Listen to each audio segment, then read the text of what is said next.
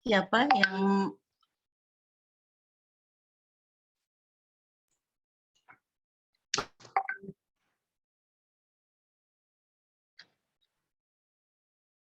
merusak keimanan? 1.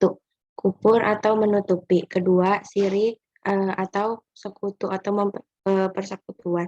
3. Nifak, menampakkan Islam dan kebaikan tetapi menyembunyikan kekufuran dan kejahatan. 4. Ridah, kembali kufur setelah Islam.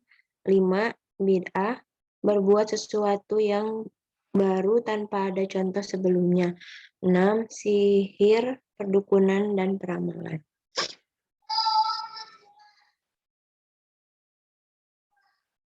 maksudnya apa?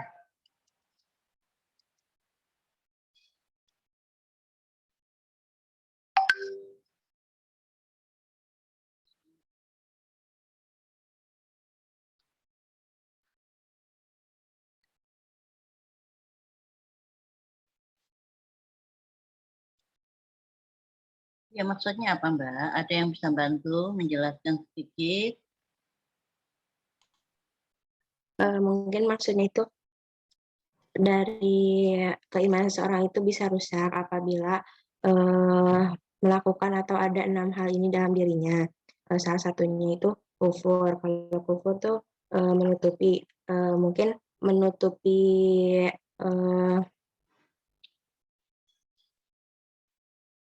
menutupi hatinya mungkin untuk beriman kepada Allah, jadi tidak beriman gitu intinya. Kedua, kalau syirik itu Kenapa mempersekutukan. dikatakan menutup? Menutup berarti kan sesuatu yang sudah ada, toh? Iya, Itu kan sesuatu yang baru atau yang sesuatu yang sudah ada? sudah ada. Iya, jadi mungkin kalau misalnya kufur itu maksudnya menutup itu karena kan ajaran Islam itu sudah ada, tapi dia itu menutup diri, menutup hati, menutup mata, tidak melihat kebenaran Islam gitu. Jadi dia berlaku tidak sesuai gitu. Mungkin seperti itu. Ya, lanjut.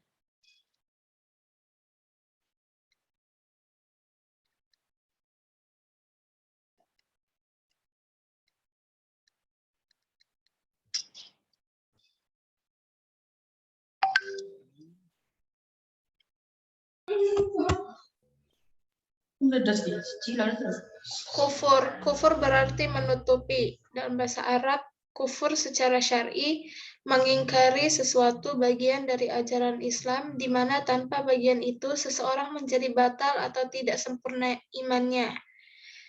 Dalam surah Al-Ankabut ayat 26 dan Al-Bayyinah ayat surah ke-98.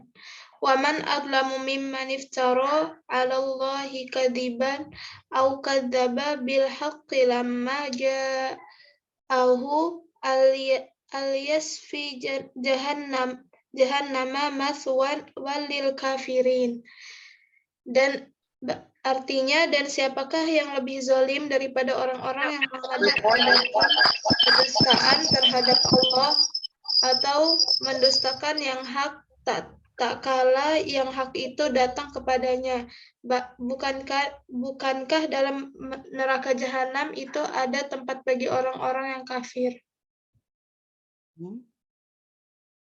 Di situ tadi diangkat ada 2 kriteria ya, tidak sempurna keislamannya atau kafir. itu kalau diterjemahkan dalam perilaku bagaimana, Mbak? Kalau terimplementasi dalam perilaku bagaimana?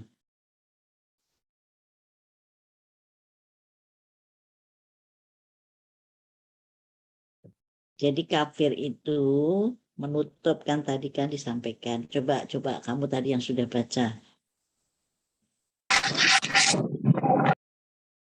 Bisa diulang itu PowerPoint-nya. Mengingkari sesuatu bagian dari ajaran Islam di mana tanpa bagian itu seseorang menjadi batal atau tidak sempurna imannya. Iya. Jadi mengingkari sebagian, ya mengingkari sebagian aja bisa batal atau tidak sempurna. Ya kalau batal kan berarti dia menjadi kafir kan? Ya enggak? Ya. Kalau tidak kafir berarti dia ya setengah kafir ya kan, tidak sempurna.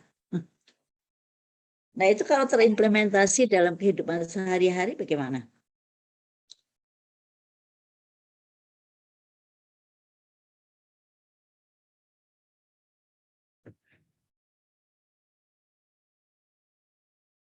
Sebagian loh, sebagian itu bisa berdampak kafir dan bisa berdampak kafir kecil, mungkin begitu ya.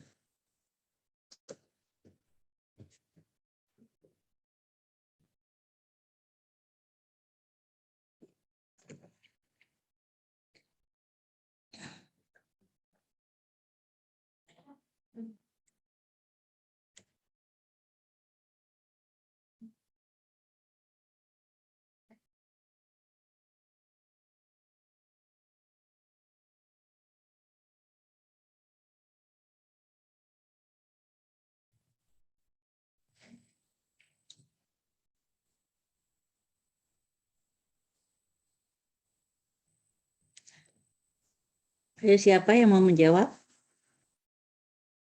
Oke, coba dilanjut Mbak. Lanjut aja, nanti ada di situ. Lanjut materinya, PowerPoint-nya dilanjut Mbak. Dengar suara Ibu enggak? Ya Bu, sudah.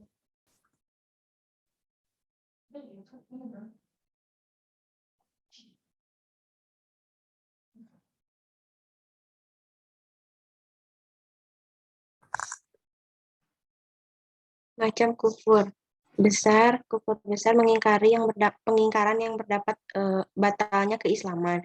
Kufur kecil, pengingkaran yang berdampak kurang sempurnanya keislaman seseorang. Ya, jadi ternyata yang membedakan itu adalah bentuk jenis kufurnya, kufur besar dan kufur kecil. Nah, kita harus hati-hati. Di bawahnya itu dijelaskan, ayo.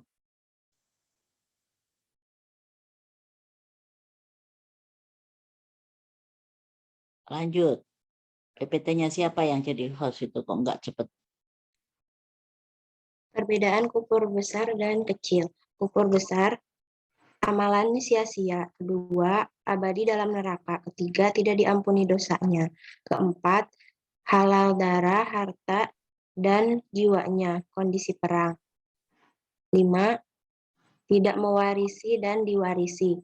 6. Keluar dari Islam. 7. Kufur akidah. Sedangkan untuk kufur... Stop dulu, stop.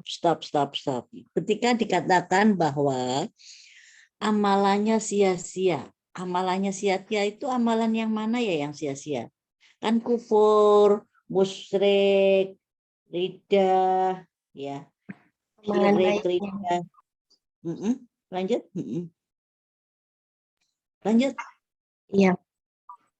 Lanjut ke yang kufur kecil, Bu. Bukan. Tadi amalannya sia-sia, bahwa orang yang melakukan kufur besar itu amalannya sia-sia. Maksudnya yang amalan yang mana yang sia-sia? Amalan baiknya mungkin, Bu. Amalan mungkin, baiknya yang mana? Yang mungkin seperti menolong ataupun memberi, mungkin seperti itu. Jadi kalau kufur besar dilakukan itu semua amalannya itu sia-sia, Mbak. Yang sudah-sudah itu hilang semua. Tidak ada tertinggal, yaitu kufur besar. Yaitu dampak dari kufur besar. Biasanya kufur besar ini kan kufur akidah. Kita sekarang ini menghadapi satu kondisi di mana banyak hal-hal yang dapat menjebak kita untuk terjebak pada kekufuran. Itu harus hati-hati ya. Sebagaimana saya kemarin sampaikan bahwa di mal-mal itu ada lagu-lagu yang liriknya sangat menarik ya, tapi harus hati-hati, itu adalah lirik-lirik yang berkaitan, yang bertentangan dengan apa itu literatur Islam ya, literasi Islam. Untuk itu harus berhati-hati. Kemudian dekorasi yang bagus-bagus, banyak gemerlap karena banyak hal yang karena menggunakan aksesoris yang bagus-bagus, baik bunganya atau penataannya, ya hindarilah untuk selfie di sana. Oke. Nah, ketika itu berkaitan dengan akidah, kita kok mengimani, percaya, maka kita termasuk dosa besar, termasuk melaksanakan syirik besar. Dan sejak saat itulah semua amalan kita terhapus.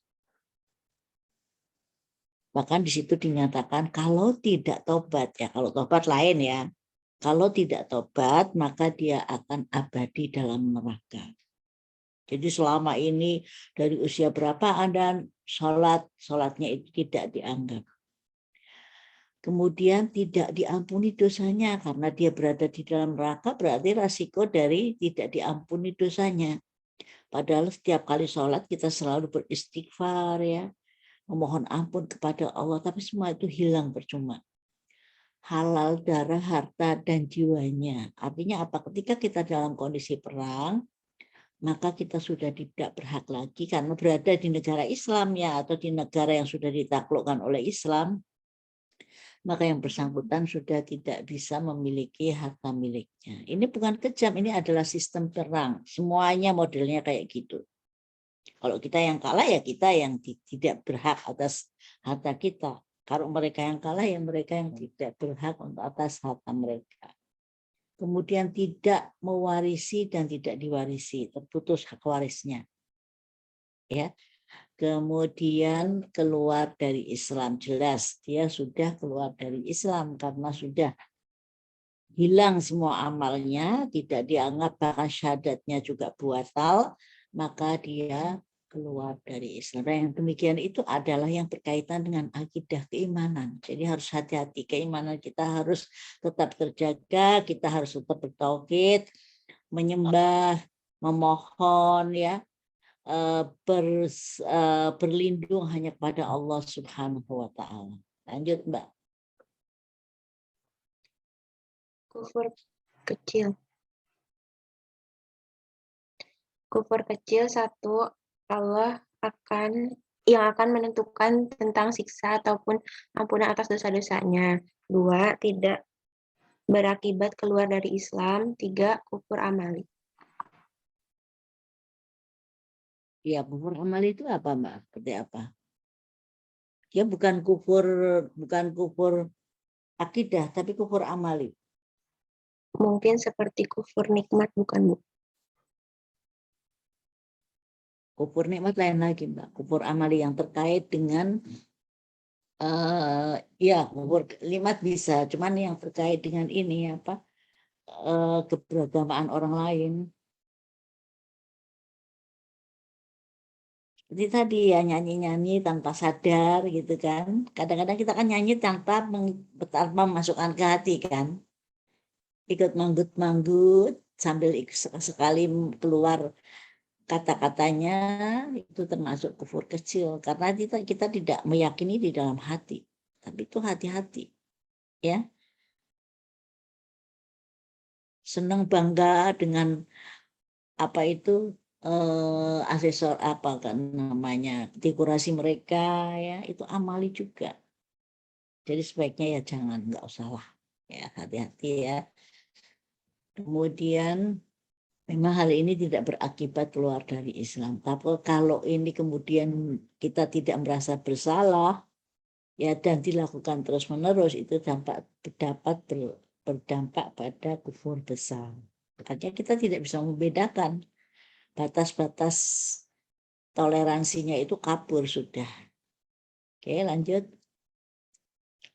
Tolong kalau ada pertanyaan tanya ya. Macam-macam kufur. Besar satu, taksib mendustakan surat Al-Ankabut ayat 68. 2, enggan atau Masih sombong. ada semua di bawah. Surat Al-Baqarah ayat 34. Al-Arad berpaling dari kebutuhan. Al-I'rad berpaling dari kebutuhan. Surat Al-Ahqaf ayat 3, Ragu Al-Kahfi ayat 35 sampai 38. Nifaq Al-Munafikun ayat 3 yang kecil. 1. Kufur nikmat An-Nahl ayat 83, Ibrahim ayat 7. 2. Meninggalkan sholat At-Taubah ayat 11. Menatangi peramal hadis riwayat Ahmad. Bersumpah dengan selain Allah hadis riwayat Tirmizi. Oke, jadi hal-hal yang terkait dengan kufur kecil itu ketika dilakukan sekali aja, Mbak, tidak berulang ya, itu baru dinamakan kufur kecil. Tapi kalau berulang dia lakukan, itu bisa kita masuk ke kufur besar. Jadi hati-hati, ini antara batasnya kecil sekali, kufur kecil dan kufur besar, seperti meninggalkan sholat. Sekali kita mungkin masih mendapat ampunan dari Allah ya, tetapi kalau itu berulang dan kita merasa nyaman, nah itu ya hati-hati, karena sholat itu kan satu perbuatan yang bisa membedakan antara kita dengan umat lain, ya umat non-muslim. Kalau bedanya saja sudah disia-siakan, maka apa perbedaannya kita dengan mereka? Kita sama dengan mereka. Ya karena mereka tidak sholat, kemudian kita juga tidak sholat. Oke, lanjut Mbak.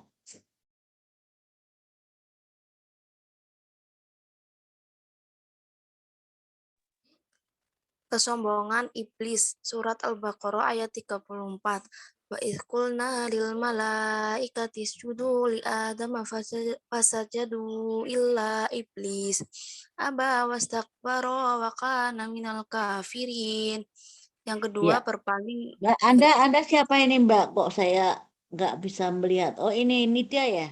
Ya, Mbak Nida. Lumayan bagus ya Mbak. Bagus Mbak.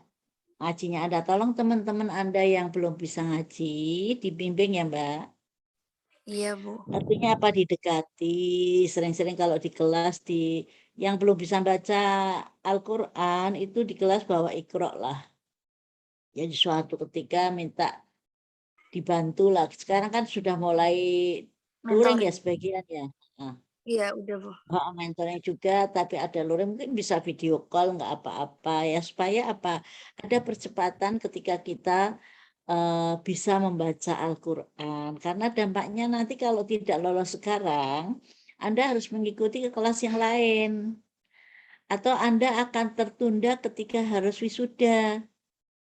Ya, daripada tidak selesai, mendingan diselesai dalam satu semester ini. Syukur dalam satu semester ini diselesaikan. Artinya sesuai dengan jadwal Al-Islam Kemuhammadiyahan ya, karena itu kan datangnya belakangan ya, tidak langsung memperoleh memperoleh apa itu pembelajaran mentoring kan baru datang kemudian. Oke, lanjut Mbak.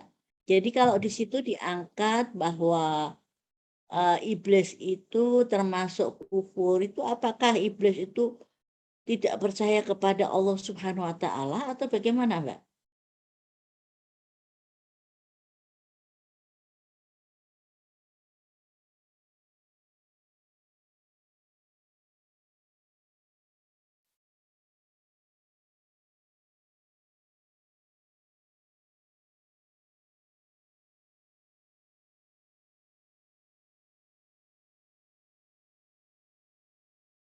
Ayo. Kekufuran iblis itu karena apa?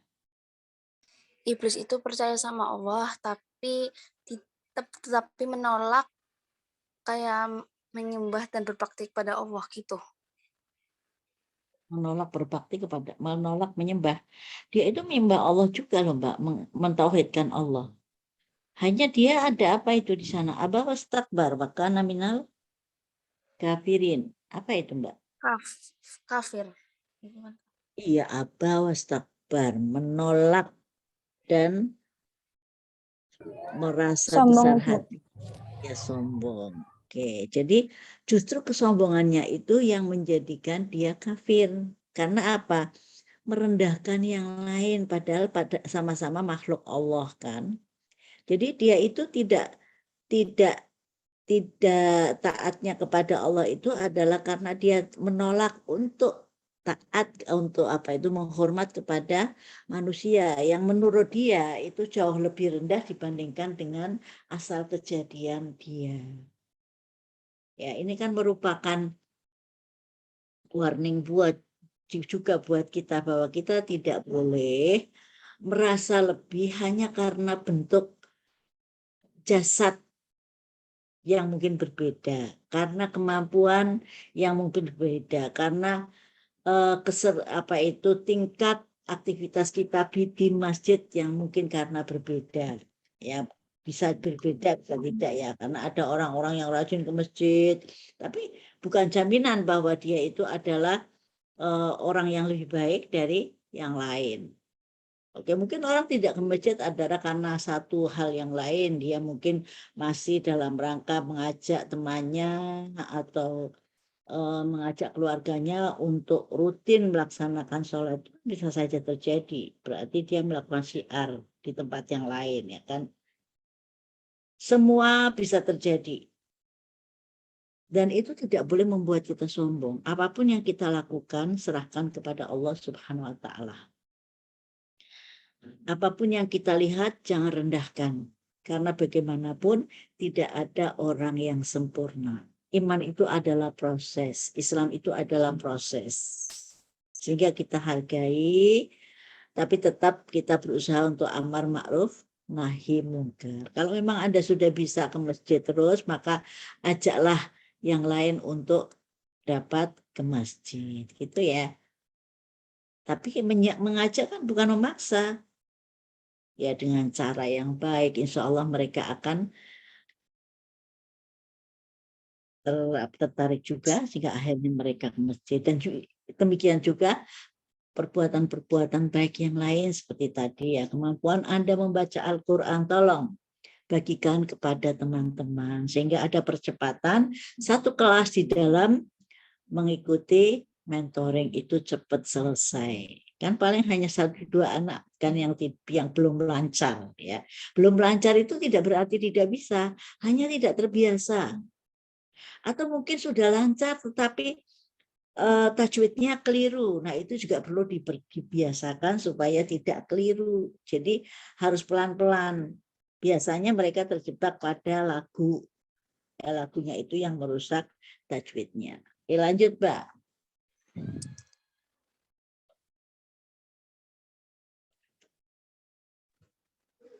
Silakan. Berpaling dari kebenaran, surat Al-Ahqaf ayat 3.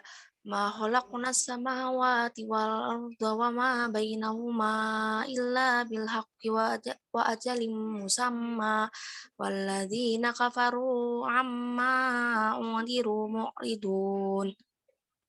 Siapa yang sudah buka penerjemahannya? Baca terjemahannya. Biar semua tahu. Kami tidak menciptakan langit dan bumi dan apa yang ada di antara keduanya, melainkan dengan tujuan yang benar dan dalam waktu yang ditentukan. Namun orang-orang yang kafir berpaling dari peringatan yang diberikan kepada mereka. Ya, ternyata ada yang tidak percaya dengan ciptaan, tidak percaya bahwa semua alam dan isinya ini adalah penciptaan Allah. Mereka ada yang menganggap bahwa ini semua adalah merupakan jadi dengan sendirinya ya, karena proses hukum alam saja. Itu kenyataan yang dihadapi. Ya, karena apa? Karena mereka berangkat hanya berdasarkan akal saja. Jadi berdasarkan akal itu akan telah terjadi dentuman yang dahsyat dan itu menjadikan embrio dari proses terjadinya alam ini. Padahal semua itu kan pasti ada yang menciptakan. Itu tidak dipersoalkan bagi mereka. Ya, mereka hanya mengacu pada dentuman awal saja, tetapi tidak berpikir bahwa dentuman awal itu juga ada yang menjadikan. Oke, jadi hati-hati ya di dalam kita merespon alam dan isinya, ya, dan harus kita kembalikan kepada Allah Subhanahu wa Ta'ala, sehingga kita akhirnya kembali kepada syukur kepada Allah Subhanahu wa Ta'ala apapun yang terjadi. Ya, sekarang ini banyak bencana, tetapi tidak berarti kemudian kita bersedih dengan bencana-bencana itu. Harusnya kita jujur menjadikan introspeksi kenapa bencana ini terjadi, karena Allah insya Allah membuat yang baik-baik. Kalaupun kita punya pemikiran negatif, paling sebatas bahwa ini adalah bagian dari ujian. Ujian untuk bagaimana supaya tidak terjadi bencana. Ya, berarti kan dibutuhkan kerja otak, itu kerja akal, agar dapat memperoleh satu sistem atau satu ilmu pengetahuan dan teknologi yang dapat mengendalikan alam. Itu dibutuhkan kerja keras terus secara terpadu, ya, karena selama ini banyak kerja keras yang tidak terpadu, ya, tekniknya jalan sendiri, sainsnya jalan sendiri, sehingga tidak bertemu. Kalau mereka bisa terpadu, saling menyatu, ya, ada laboratorium yang memang terpadu dalam hal dalam kaitannya dengan penelitian, ya, maka insya Allah akan ditemukan solusi, ya, berdasarkan ilmu pengetahuan dan teknologi untuk dapat mengendalikan bencana-bencana yang terjadi. Ya, lanjut, Mbak.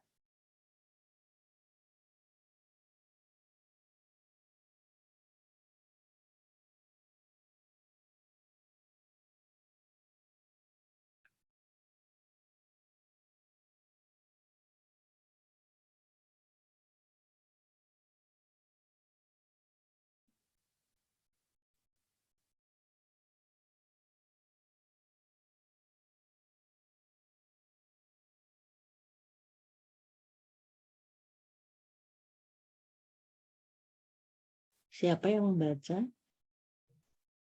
Ragu-ragu Al-Kahfi ayat 35-38. Bismillahirrahmanirrahim. Padakhala jannatahu wa huwa dzalimun li nafsi. Qala ma zunnu an tabida hazihi abada. Dan dia masuk ke kebunnya sedang dia zalim terhadap dirinya sendiri. Dia berkata, aku kira kebun ini tidak akan binasa selama-lamanya. Ya, ini cuma ayat 35 ya, Mbak. Memang tidak semuanya saya ambil. Maksudnya adalah Anda bisa membaca seluruhnya nanti, ya. Jadi apa yang Anda temukan di situ, Mbak, dalam ayat itu?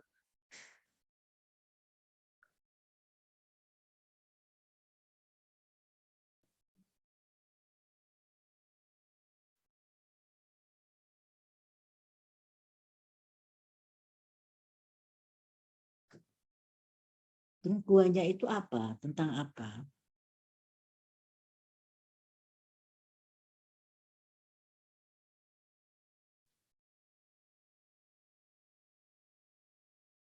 Ya, kita bisa merasakan, ya, Mbak. Ketika kita di dalam kenikmatan, ya, dalam sehat, dalam kebahagiaan, rasanya sehat dan kebahagiaan ini tidak berakhir, ya kan?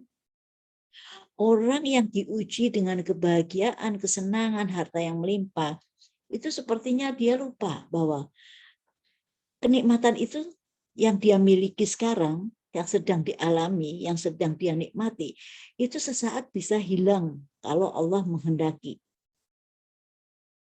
Ya kan? Bagaimana kita melihat kejadian kebakaran yang mampu menghanguskan harta yang melimpah. Bagaimana kita juga melihat walaupun secara virtual ya, kejadian tsunami, kejadian banjir yang semua itu menghancur luluhkan harta milik. Itu kan sebetulnya merupakan pertanda bahwa apa yang dimilikinya yang itu adalah merupakan kenikmatan dunia. Kalau Allah menghendaki semuanya bisa hilang. Nah, di saat orang itu merasakan nikmat, kadang-kadang itu hilang. Perasaan bahwa ini bisa hilang suatu ketika. Maka harusnya orang-orang yang memiliki nikmat juga bersyukur. Bersyukur ya Allah bahwa hari ini saya masih sehat. Ya, bukti syukurnya apa? Kesehatannya digunakan untuk hal-hal yang baik. Ya. Jadi kemarin ketika ada kebakaran di mana itu? Di WA itu kan banyak itu beredar, itu viral. Satu pasar itu semuanya terbakar, satu ruko atau satu pasar saya kurang jelas. Ada satu konter yang tidak terbakar sama sekali. Bahkan samping kiri kanannya itu semua terbakar, hanya konter dia yang tidak terbakar. Ternyata apa yang bersangkutan itu setiap kali mendapat pendapatan itu selalu menyisihkan 2,5%. Apakah ini ada hubungannya? Wallahu a'lam. Tapi yang jelas Allah Maha Pengasih dan Maha Penyayang. Allah akan memperhatikan mereka yang takwa. Ya, itu keimanan yang harus kita yakin bahwa Allah akan memberikan pertolongan kepada kita, apakah itu bentuknya maunah atau rezeki yang bertambah. Ya, mereka yang hancur hangus itu tidak berarti bahwa mereka tidak takwa. Bisa saja mereka takwa, tapi akan digantikan dengan hasil yang lebih baik nanti ketika dia berusaha lagi. Ya, jadi disitulah tempat syukur kita. Jadi ingat ketika kita diberi ujian yang indah-indah, yang bagus, kebahagiaan, kenikmatan, kesehatan, ingat bahwa itu adalah merupakan nikmat dari Allah atau justru merupakan ujian dari Allah. Maka kita harus selalu bersyukur kepada Allah. Ya, dan ingat akan hak orang lain, termasuk Anda yang bisa membaca Al-Quran, ada hak orang lain untuk dapat memperoleh pembelajaran dari Anda. Ya. Lagi Mbak, lanjut. Infaq surat Al-Munafikun ayat 3. Bismillahirrahmanirrahim. Dzalika bi annahum amanu tsumma kafaru fatabi'a ala qulubihim fahum la yafqahun. Yang demikian itu adalah karena bahwa sesungguhnya mereka telah beriman, kemudian jadi kafir lagi, lalu hati mereka dikunci mati. Karena itu mereka tidak dapat mengerti.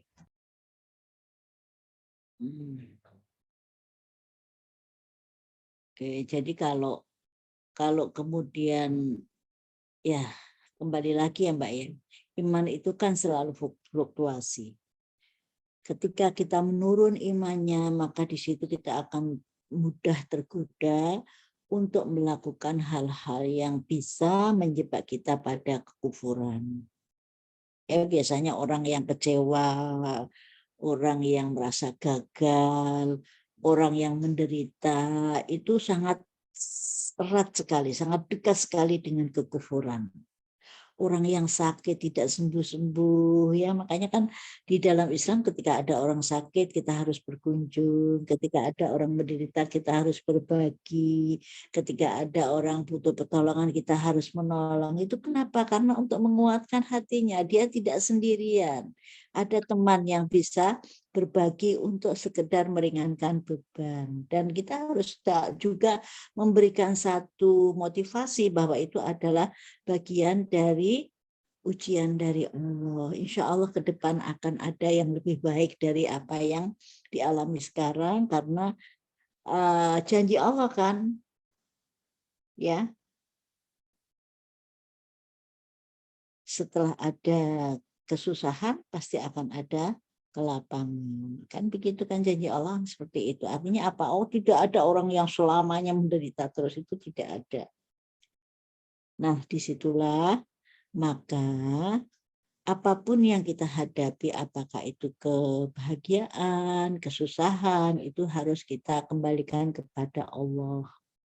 Ya, artinya kembalikan itu bukan menyalahkan Allah, tetapi itu adalah bagian dari kesalahan kita, bagian dari hasil yang kita dapatkan, tetapi semua itu adalah mudah-mudahan diridhoi Allah Subhanahu wa Ta'ala. Sehingga jangan sampai kemudian kesusahan itu membuat kita keluar dari Islam, karena banyak itu hanya karena butuh makan, kemudian hanya dibantu makanan oleh orang lain dengan iming-iming datang ke tempat ibadahnya, maka dia mengikuti 1-2 kali itu dilakukan, akhirnya betul-betul hatinya menjadi tertutup. Bukan hanya dia yang tertutup, tapi kemudian dia juga mengajak keluarganya karena merasa diselamatkan. Itu harus tahu bahwa bahagia susah itu adalah bagian dari irama kehidupan, ya, sehingga harus tetap disyukuri dan tetap dipertahankan keimanan kita. Lanjut, Mbak.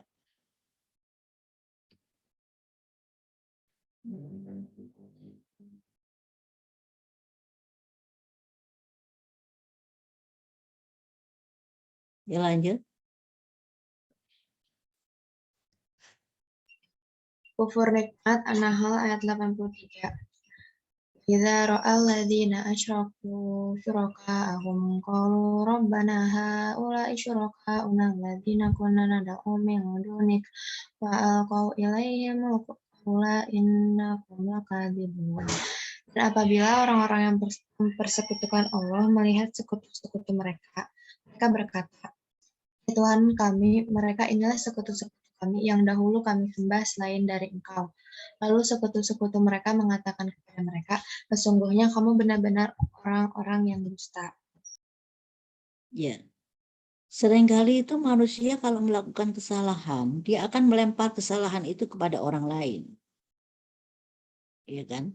Misalnya jalan-jalan, kemudian terjadi sesuatu bencana, dia akan tidak menyalahkan dirinya sendiri, tapi dia akan mencari teman untuk bersalah, untuk menunjukkan kesalahannya. Gara-gara kamu, saya tadinya nggak mau ke sini, kamu ajak ke sini, apa yang terjadi? Ya, padahal itu adalah bagian dari perbuatannya juga. Dia yang memilih kan. Orang lain kan tidak bisa memaksa, dia yang memilih. Ya, coba saya minta Anda angkat tangan Anda, Mbak Anda angkat tangan Anda. Coba dibuka, semuanya dibuka. Diangkat. Yang lain mana? Yang lain pada tidur. Ya, diangkat Mbak biar kelihatan. Ya, diangkat. Yang lain mana? Cuma 2 orang yang saya lihat. Oke. Oke. Saya tanya ya Mbak, ketika Anda mengangkat tangan itu karena apa? Anda mengangkat tangan itu karena apa? Saya tanya. Udah turunkan, semuanya turunkan, capek nanti. Karena apa coba? Siapa yang mau jawab? Perintah Ibu. Perintah Ibu. Benar, perintah Ibu. Jadi Anda mengangkat tangan itu karena perintah Ibu, benar? Matanya tadi sampai 2. Natanya tadi sampai 2 kali, 3 kali Ibu minta kan? Berarti kalau tidak ada kemauan Anda untuk mengangkat tangan, Anda tidak akan mengangkat tangan. Mengangkat tangan itu adalah karena diri kita sendiri, itu pilihan kita. Ya nanti baru ada faktor karena menghormati, karena ini, karena kewo, karena apa saja, itu kan faktor lain. Tetapi kenyataan Anda mengangkat tangan itu adalah karena pilihan Anda untuk mengangkat kan. Ya, makanya itu kesalahan itu jangan dicari untuk berlindung dari kesalahan itu, karena itu adalah merupakan salah satu bentuk kesalahan yang berlipat juga, ya. Nah, di dalam Al-Quran yang Anda baca tadi, yang dibaca oleh rekan Anda itu kan jelas itu. bahwa orang-orang kafir itu, ya, atau mereka yang mendustakan Allah itu kelak di akhirat itu akan mencari apa? Mencari teman untuk disalahkan. Dikatakan bahwa saya menyembah mereka itu karena mereka minta disembah. Saya menyembah mereka itu karena ajakan teman. Ya kan? Mereka akan katakan, karena memang Al-Quran itu adalah diperuntukkan tidak hanya satu kaum, tetapi untuk semua umat manusia, mereka akan mengatakan, kamu kan ikut karena diri kamu sendiri, dan itu fakta yang tidak bisa kita hindari. Ya, fakta. Sehingga apapun alasannya kita tetap salah. Karena kita punya hak khiyar, hak untuk memilih. Apakah kita menurut jalan yang tidak benar atau jalan kebenaran. Tetapi kemudian ketika kita putuskan menurut jalan yang tidak benar, kemudian kita mencari perlindungan, saya ikut ke sini karena gara-gara dia loh, itu tidak akan berlaku. Demikian juga aktivitas kita di dunia. Apa yang kita lakukan ini adalah pilihan. Ya. Anda masuk ke gizi juga pilihan. Nah, ini kan gara-gara ibu yang suka, misalnya gitu. Gara-gara ayah saya atau ibu saya yang ingin menjadikan saya sebagai ahli gizi. Enggak seperti itu. Itu sudah pilihan kamu. Meskipun terpaksa, maka jadikanlah bahwa itu adalah bagian ibadah sehingga Anda akan melaksanakan dengan senang hati, dengan hasil yang optimal. Oke, lanjut. Aizta'adzana rabbukum la in syakartum la azidannakum wa la in kafartum inna adzabi lasyadid. Dan ingatlah juga, setelah Tuhanmu maklumkan, sesungguhnya jika kamu bersyukur, pasti kami akan menambah nikmat kepadamu. Dan jika kamu mengingkari nikmatku, maka sesungguhnya azabku sangat pedih. Bagian dari syukur nikmat itu apa, Mbak?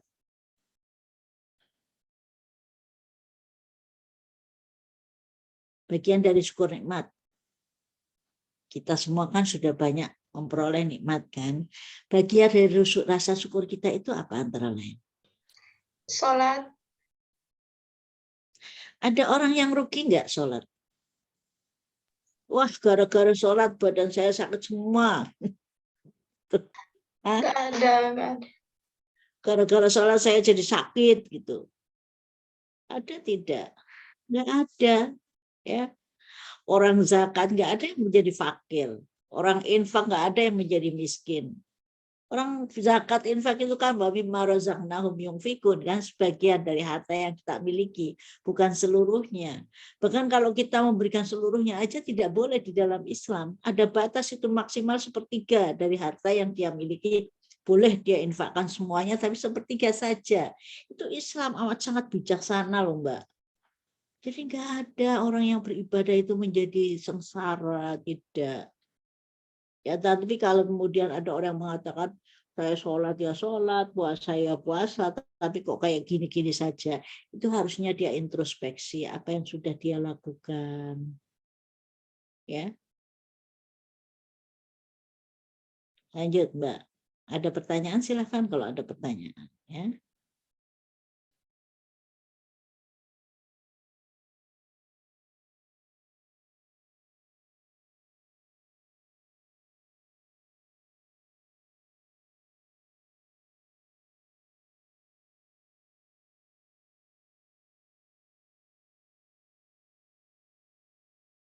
Siapa yang membaca?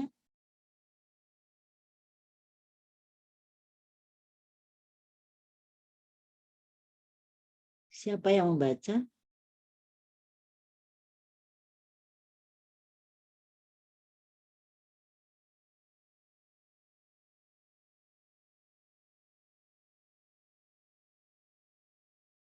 Gak ada yang membaca.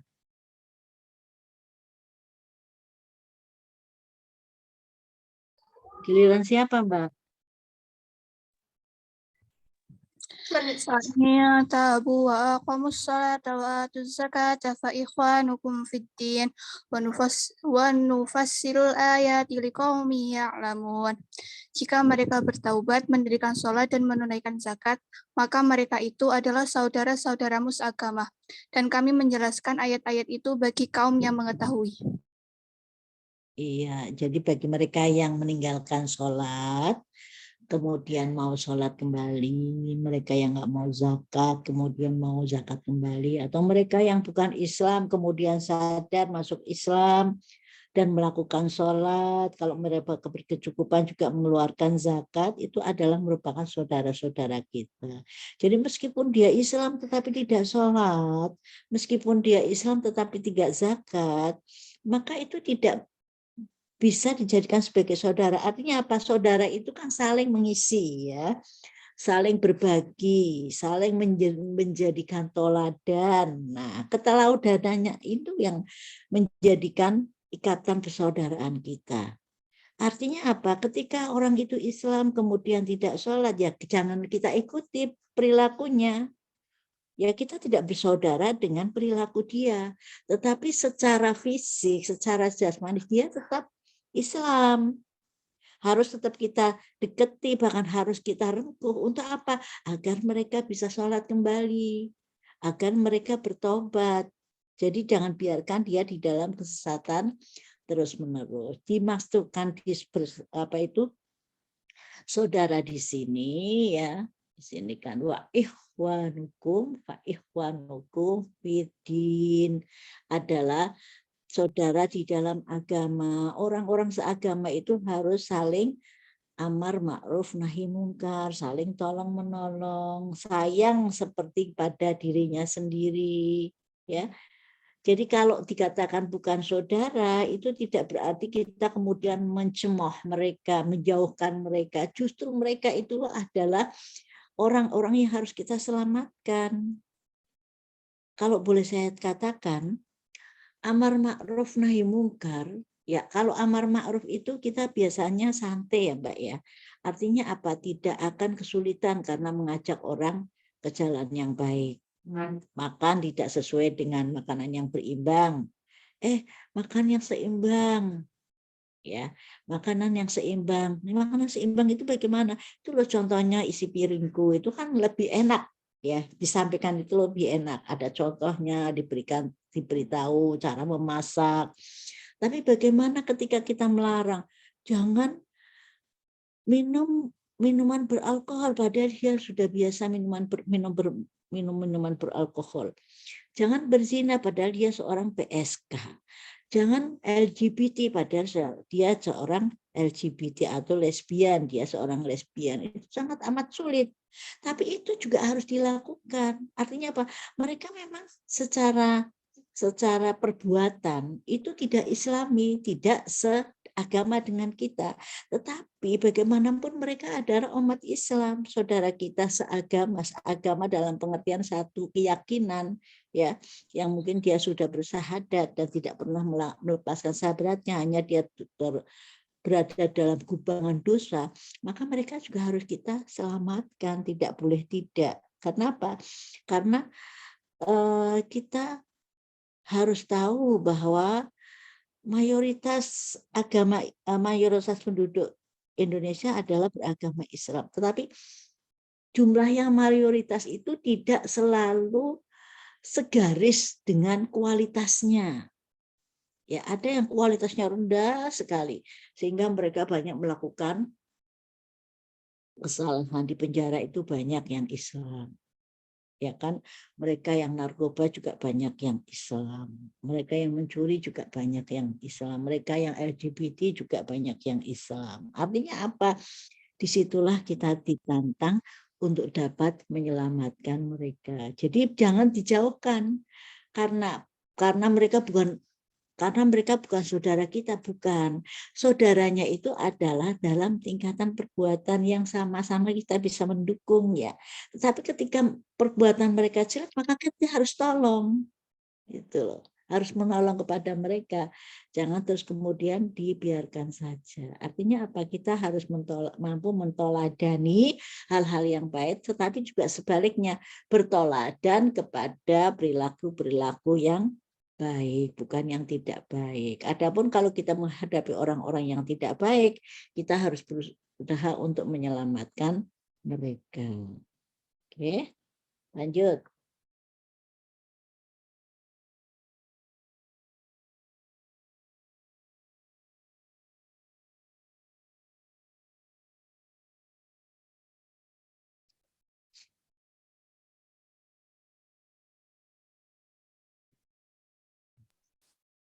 Syirik secara umum artinya menyamakan Allah dengan yang lain dalam hal yang merupakan kekhususan Allah.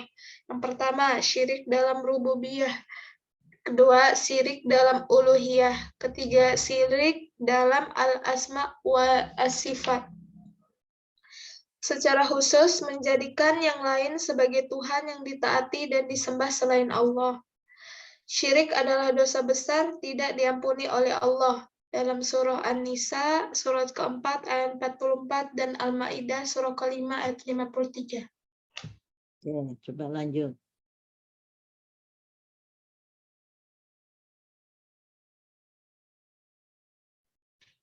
Syirik adalah dosa besar yang tidak diampuni oleh Allah.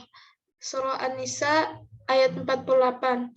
Innallaha la yaghfiru ay yushraka bihi wa yaghfiru ma duna dzalika liman yasha wa may yusyrik billahi faqad iftara itsman 'azima. Artinya sesungguhnya Allah tidak akan mengampuni dosa syirik dan Dia mengampuni segala dosa yang selain dari syirik itu. Bagi siapa yang dikehendakinya, barang siapa yang mempersekutukan Allah, maka sungguh ia telah berbuat dosa yang besar. Ya, ini sekutu ya, syirik itikadi ya, syirik akidah. Coba Mbak kembali ke PC sebelumnya, Mbak. Nah, di situ kan ada syirik dalam rububiyah, ya. Rububiyah itu kan mencipta, menolong, memelihara. Ya, kadang-kadang ketika dalam pemeliharaan kita sudah bersyahadat, tetapi dalam pemeliharaan ketika kita sakit, ya, berobat secara medis tidak sembuh-sembuh, kemudian lalu kita ambil jalan pintas, berobat ke dukun. Yang dukun itu bukan sekedar memberi herbal, tetapi dia memberikan satu mantra-mantra dan upaya-upaya untuk melakukan istilahnya sesajian. Ya, itu adalah tindakan yang salah. Saya pernah diceritakan oleh salah seorang teman yang kebetulan dia beragama lain. Dia menyatakan, Bu Sofa, karena dia kan pertemuan ibu-ibu. Ibu, kemarin saya lihat ada orang seperti ibu pakaiannya. Maksud ibu bagaimana, warna pakaiannya seperti saya atau apanya? Enggak, dia pakai kerudung, tapi kerudungnya rapat ibu, karena ada kerudung yang panjang, kerudung yang tidak panjang kan. Iya, terus ada apa Bu? Saya bilang gitu. Kebetulan dia dari keluarga medis. Dia katakan demikian. Loh Mbak, kok datang ke sini, ke Sampokong? Ya, waktu itu datang ke Sampokong. Terus dia mengatakan, iya Bu, kami itu sudah capek, sudah bertahun-tahun berobat ke dokter tetapi nggak sembuh-sembuh. Sakitnya apa? Mata saya tidak bisa melihat. Terus ada apa Bu? Saya tanyakan begitu kan. Ceritanya bagaimana selanjutnya? Terus dia itu sembahyangan di Sampokong, tapi ternyata diberi kesembuhan, bisa melihat. Terus ibu percaya? Iya, kok bisa ya dia sembahyang di sana padahal dia kan Islam dan dia dapat kesembuhan. Terus ibu percaya kalau kesembuhan itu dari dia, dari sana. Terus dia harusnya ibu berpikir bahwa proses pengobatan medis yang dia lakukan itu tidak serta-merta langsung sembuh, tapi bertahap. tahapan itu terus berlangsung karena dia secara rutin juga mentaati obatnya juga diminum, ininya dilaksanakan. Nah, pada saat dia masuk ke Sampokong itu adalah saat dia sembuh. Tapi kemudian dia berpikir bahwa itu adalah merupakan bagian kesembuhan dia yang dia dapat dari Sampokong. Iya juga ya, kan itu dari medis. Saya juga bilang seperti itu. Artinya ada orang-orang yang karena kekecewaannya, kelelahannya, kemudian dia ambil jalan pintas dan dia tahu bahwa itulah yang menyembuhkan. Ya, padahal sudah bertahun-tahun dia berobat. Bisa saja kan proses pengobatan itu kan tidak serta-merta sembuh. Ada yang harus mengalami proses yang panjang, bahkan ada juga yang ketika dia sudah lelah, diam, kemudian baru sembuh. Itu kan saya yakin itu ada bagian medis yang memiliki peran juga di dalam kesembuhannya. Harusnya kan kita berpikir seperti itu. Ya, ini adalah bagian rububiyah, Mbak, syirik rububiyah, karena dia meminta kepada selain Allah. Ya, uluhiyah kalau kita menyembah kepada selain Allah, kemudian al-asma wa sifat kalau kita menyebut pada selain Allah ketika kita meminta pertolongan, ya, penyerumaan. Akhirnya apa? Kan ada orang-orang yang meminta kepada selain Allah itu kan pasti menyebut apa yang dia minta, toh? Apa badukonnya, atau bendanya, apa kerisnya, atau gunungnya, atau dedemitnya, itu kembali kepada yang bersangkutan. Oke, lanjut Mbak.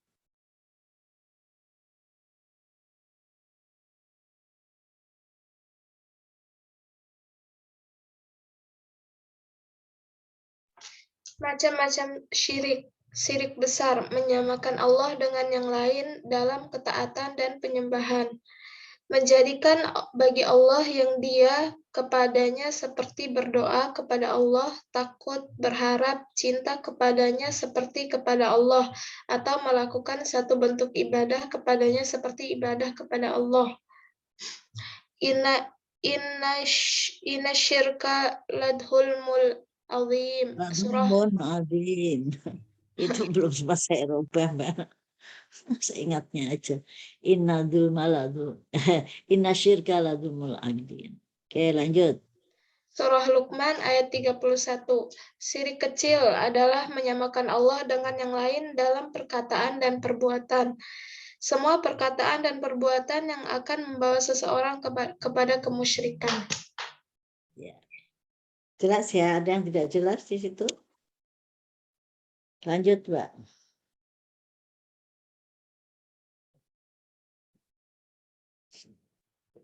Perbedaan syirik besar dengan syirik kecil. Besar, satu, keluar dari Islam, membatalkan seluruh amal, kekal di neraka, mendapat ancaman Allah, dosa besar, tidak mendapat ampunan Allah. Syirik kecil, tidak keluar dari Islam, membatalkan amal sejak terjadi syirik, 3, tidak kekal di neraka, 4, mendapat ancaman Allah, 5, dapat diampuni oleh Allah. Ya. Ada yang mau ditanyakan?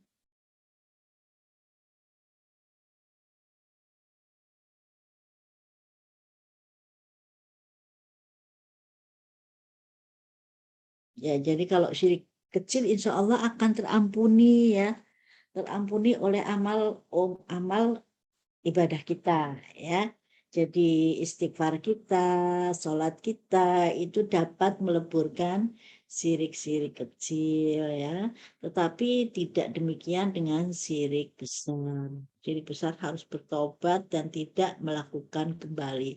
Syirik kecil juga harus bertaubat juga, tetapi kan tidak sebagaimana syirik besar. Oke, bedanya apa? Bedanya kalau syirik besar itu keluar dari Islam, kalau syirik kecil tidak keluar dari Islam. Misalnya apa tadi? Salah satu contohnya apa, Mbak? Ikut melakukan nyanyi-nyanyi tidak masuk ke hati nurani kita. Ya, itu termasuk syirik kecil. Ya kadang-kadang di luar sadar ikut. Ya. Nah, itu segeralah kalau kita ingat segeralah beristighfar. Ya, jangan diteruskan. Takutnya nanti kalau diteruskan Anda larut dalam kalimat itu, kemudian mulai terjadi keraguan, ya, akhirnya enggan dengan keyakinan kita. Itu bahaya itu. Cepat masuk pada syirik besar. Kenapa Ibu berulang kali? Karena sekarang ini masa-masa yang memang marak, ya,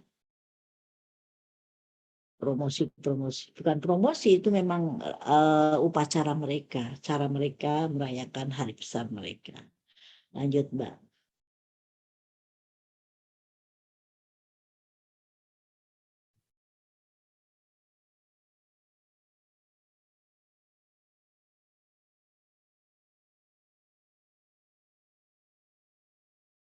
Sampai jam berapa ini nanti?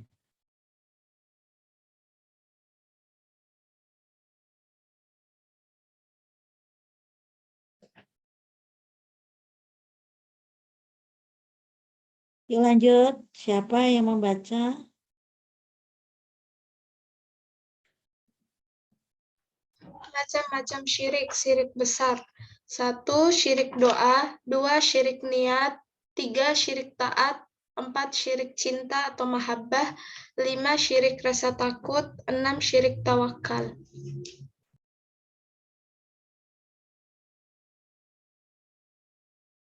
Syirik apa itu? Macam-macam syirik. Syirik doa, syirik niat, syirik taat, syirik mahabbah itu gimana, Mbak? Syirik mahabbah.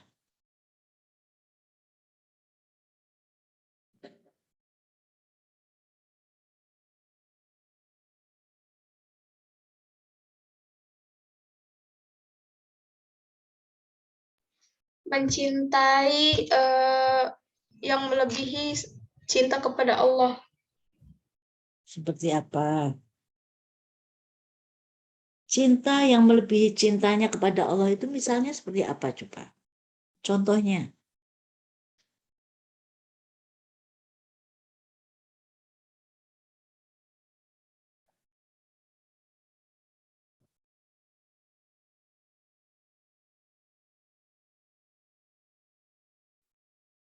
Untuk mahabbah yang termasuk syirik besar, ya. Syirik besar.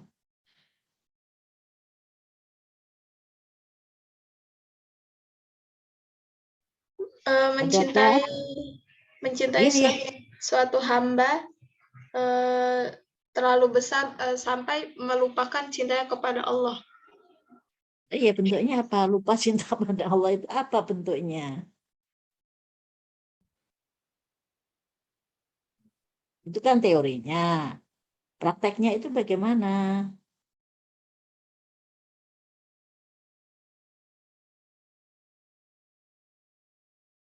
Ada kan itu artis-artis yang tadinya agama Islam, setelah menikah dengan yang bukan Islam, agamanya cabut, ya kan?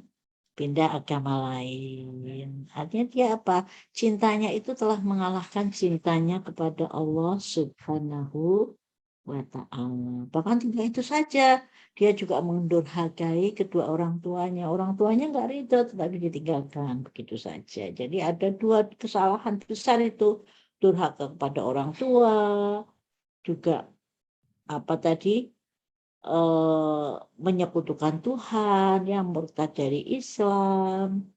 Ya, banyak sekali itu. Makanya harus hati-hati. Yang pertama harus kita perhatikan untuk cari jodoh itu harusnya Islam dulu.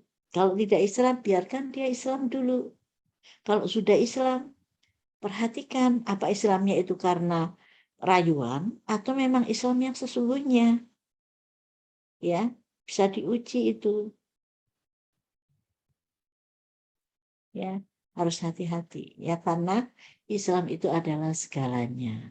Kenapa segalanya? Karena Islam adalah mentauhidkan Allah Subhanahu wa ta'ala. Ya. Kenapa, Mbak?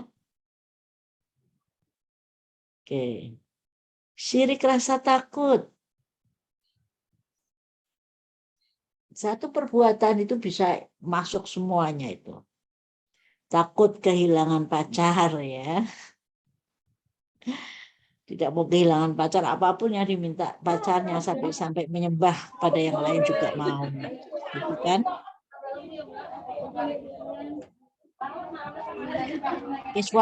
Suaranya Iswara itu tolong diingatkan. Iswara atau Alfiaturoh. Ya lanjut Mbak.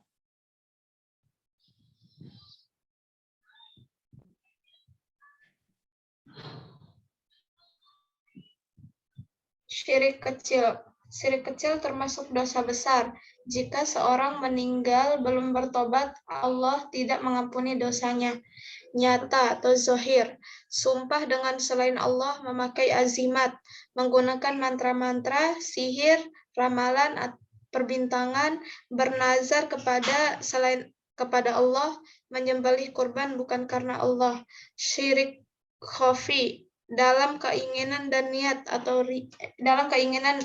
niat ria. Iya. Jadi syirik kecil itu antara lain ini bentuknya sumpah, memakai azimat. Kan ada orang-orang yang takut takut bencana, takut celaka kemudian mengenakan azimat. Istilahnya jimat gitu loh ya, kalau orang Jawa jimat ya. Untuk melindungi dirinya dari bencana. Itu ada yang berbentuk cincin, ada yang berbentuk sabuk, ada yang berbentuk kalung, dan ada yang berbentuk macam-macam bentuknya ya. Tergantung bagaimana dengan apa dukunnya itu memberikan dia, yaitu tidak diperbolehkan. Ya, karena dia bergantung kepada selain Allah Subhanahu wa ta'ala. Kita kan sudah diberi ilmu, ketika kita akan keluar bilang aja akan mulai satu pekerjaan, kita awali dengan bismillah. Akan keluar rumah, bismillahirrahmanirrahim, la haula wala quwata illa billah. Akan berpergian, kita juga berdoa. Akan melakukan apa saja, kita adalah ada diperintahkan untuk berdoa. Semua itu menunjukkan bahkan kita selamanya bergantung kepada perlindungan Allah Subhanahu wa ta'ala. Itu sudah cukup bagi kita.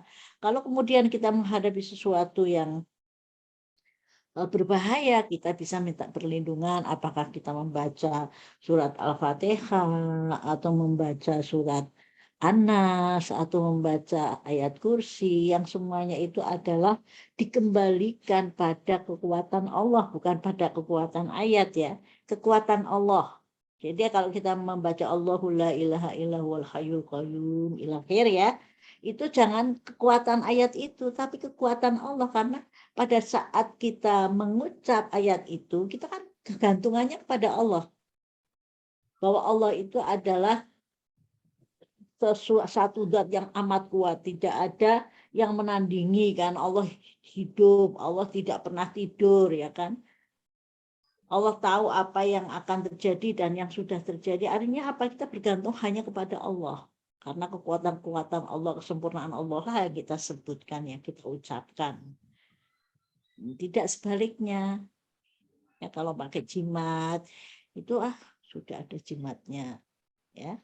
Sehingga ada kan itu pertunjukan-pertunjukan dipotong tangannya ternyata tidak putus ya. Tapi ketika dia jauh dari dukunnya ternyata luka juga, bahkan ada yang putus. Nah itu adalah karena pertolongan setan. Dan kita harus tahu bahwa setan itu adalah zat yang jahat. Ya jin setan itu adalah, setan itu sendiri kan sifat yang jahat. Tidak mungkin baik. Oke. Dia akan baik ketika dia mau kita mengikutinya. Tapi setelah ikut, dia akan jahat. Ya lanjut Mbak.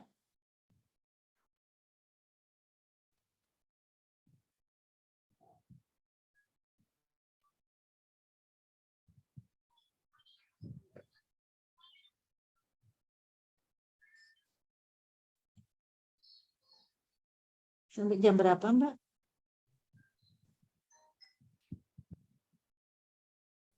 Sampai jam 10, Bu. Sekarang udah jam 10 kurang berapa menit. Ya baca satu lagi Mbak.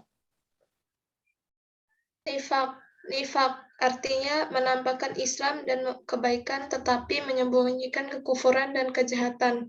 Orang yang melakukan perbuatan nifak dapat menjadikan seseorang keluar dari Islam.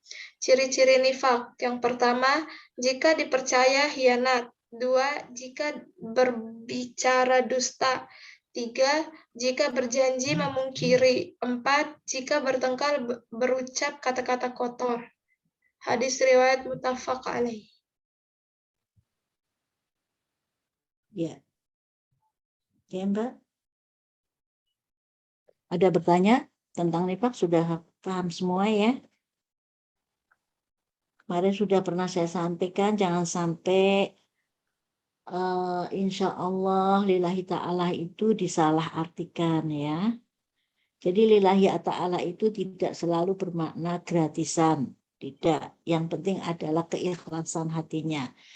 Melakukan perbuatan atau tugas sesuai dengan tugas yang dia emban dan semaksimal mungkin serta benar ya, itu juga merupakan bentuk keikhlasan. Selama kita nggak gurundel ya.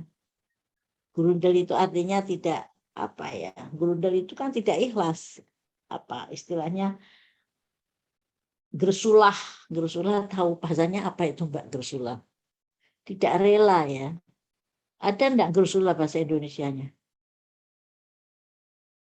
Kalau enggak karena saya malu tidak akan saya lakukan. Misalnya gitu. Kadung menerima tugas. Dalam saya lakukan ikhlas gitu. Kadung menerima tugas, ya udah saya lakukan ikhlas. Capek. Pekerjaan saya tidak dihargai sama sekali, misalnya seperti itu tidak diperbolehkan ya. Jadi kadang-kadang kita sudah salah kaprah mengatakan saya ikhlas, saya lillahi ta'ala, itu kriterianya tidak memperoleh honor, tidak memperoleh gaji, tidak memperoleh balasan.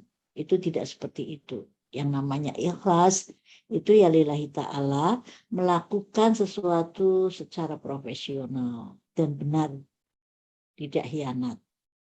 Ya. Kemudian janji-janji insya Allah itu jangan untuk mengkhianatinya, karena kita semua sudah menggantungkan kepada Allah Subhanahu wa taala. Maka kenikmatan apapun harus kita maksimalkan untuk memenuhi. Ya, kondisi apapun harus kita laksanakan untuk memenuhi janji tadi. Ya, jangan kemudian dijadikan sebagai alasan untuk tidak melaksanakan. Ya, kalau kemudian lupa, beristighfar. Semoga tidak terulang lagi. Semoga Allah mengingatkan kembali atau minta kepada teman supaya tolong ya nanti kalau saatnya saya diingatkan. Ya, saling mengingatkan itu adalah sangat mulia. Saya kira cukup ya Mbak ya, sudah jamnya toh? Halo? Ya, Bu. Ya, Ya. sudah. Difoto dulu Mbak. Oke.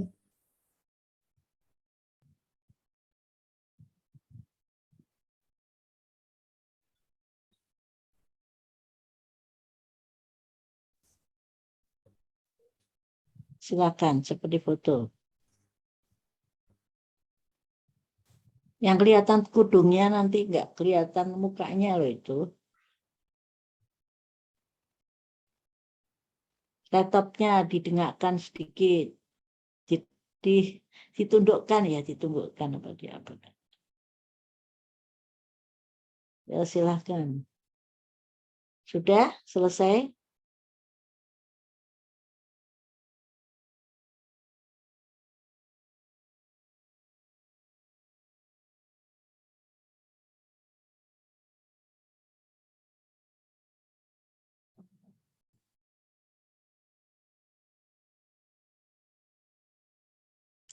Ya mbok nek moto moni ya slide 1, slide 2, slide 3. Ya. Jadi kan tahu ya sudah selesai apa belum, ada berapa slide gitu loh. Jadi tahu Mbak yang lain, jadi nggak gaya terus tuh, kasihan yang gaya terus. Oke, Bu. Slide 6 dari belakang aja ya. Ini yang ke-6. Terus 5. Ke-4. Slide yang ke-3. Slide ke-2 dan 1. Ya, baik, sudah Bu. Terima kasih semuanya, Ibu izin live ya. Ya, baik, Bu, terima Assalamualaikum kasih. warahmatullahi wabarakatuh. Waalaikumsalam warahmatullahi wabarakatuh. Terima kasih, Bu. Ibu. Kalau salam semuanya bunyi deh. Yuk, Waalaikumsalam. Terima kasih. Bukan aku.